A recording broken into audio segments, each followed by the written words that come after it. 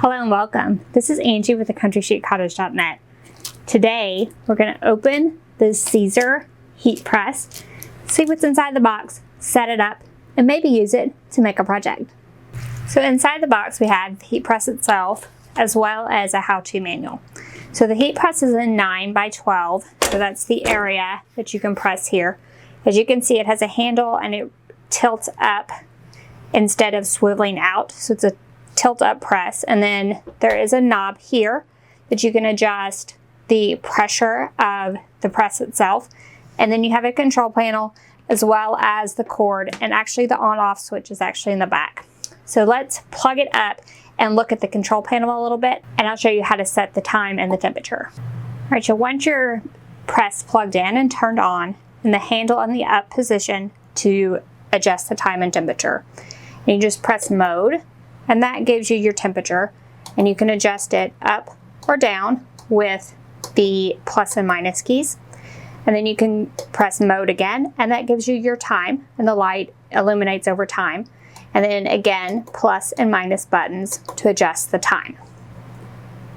And then mode again will take you back out to the original screen. You do want to leave the handle up when you're not actually using the press. This screen is the actual temperature of the press right now, so you will want to let it heat up to the temperature before you press. Then you can lower the handle of your heat press and adjust the knob to increase or decrease the pressure. When you get it to the pressure you want, you can lift this up and allow the heat press to heat up completely. The display will tell you when it's ready. Once this is heated up and I pull my handle down to press something, I want you to note what happens on the screen. So you'll see that it starts counting down. So I have this set for 30 seconds and it starts counting down. When it gets to 0, it will beep. However, as it came up to temperature, it did not beep and tell me it was ready. So you will need to watch the heat press, see when it comes up to that temperature, and then start using it. But when you put something in the heat press, as long as you have the handle down, it will do the countdown, and then it will beep when it gets to 0. It'll continue beeping until you lift the handle.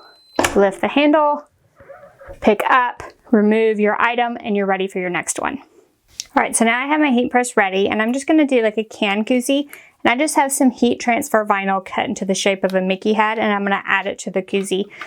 This is just an example project. Now, you can use something like heat-resistant tape to hold your project in place, just depending. Sometimes the carrier sheet for the heat transfer vinyl is super sticky and it'll stay in place all on its own.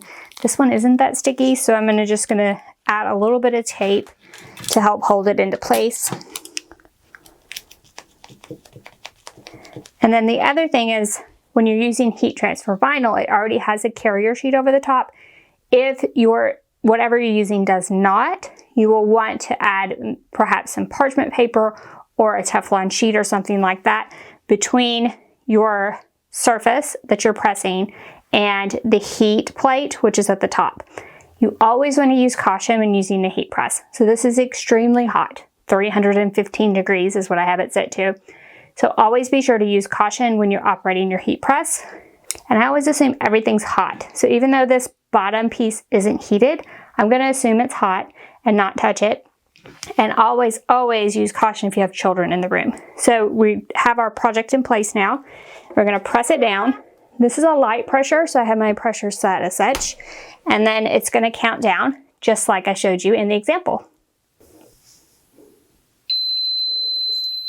That beep means we're done.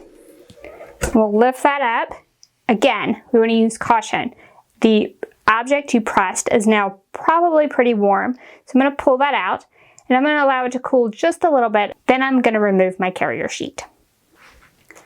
So here's our example project, and you can see that carrier sheet and that tape still attached. We can just start peeling back that tape,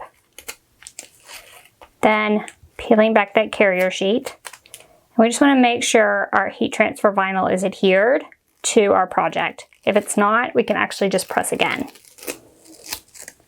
Everything looks really good, and we just made a can koozie with heat transfer vinyl. So that is the Caesar heat press. I picked this one up at Michael's.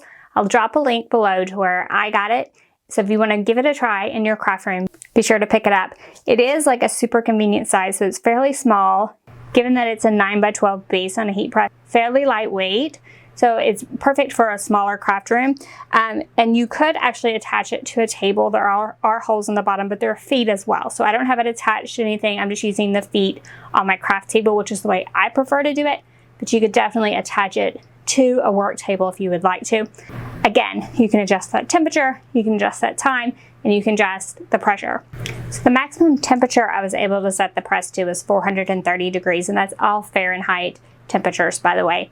And then I went up to like 300 seconds and the press would just keep going, so I'm not exactly sure what the maximum time is. Hopefully this helps you. If you're in the market for a heat press, definitely consider this Caesar model. Again, I've not used it a ton, so I can't give any recommendations for how long it will last, but it is a super sturdy press, and so far, so good, and I'm definitely impressed with this heat press. So hopefully this helped you. If it did, give us a thumbs up. If you have any questions about anything we've covered, the heat press itself, any questions about heat transfer vinyl in general, you can ask those in the comment section below. I'll also drop a link to a video below all about heat transfer vinyl. If you're wondering about the basics of that and how I use it, I will drop that link below. If you haven't already, head on over to our YouTube channel, hit that subscribe button. You definitely don't want to miss any of our videos as we have them all the time. I actually have a video on another heat press, and I'll drop that below just so you can kind of compare and contrast. That one's definitely quite a bit bigger, and so maybe you can see some of the differences depending on what kind of heat press that you're in the market for. So thank you all so much for joining me today. I hope you enjoyed this video, and I will see you next week with another great crafty video. Thanks y'all. Bye-bye.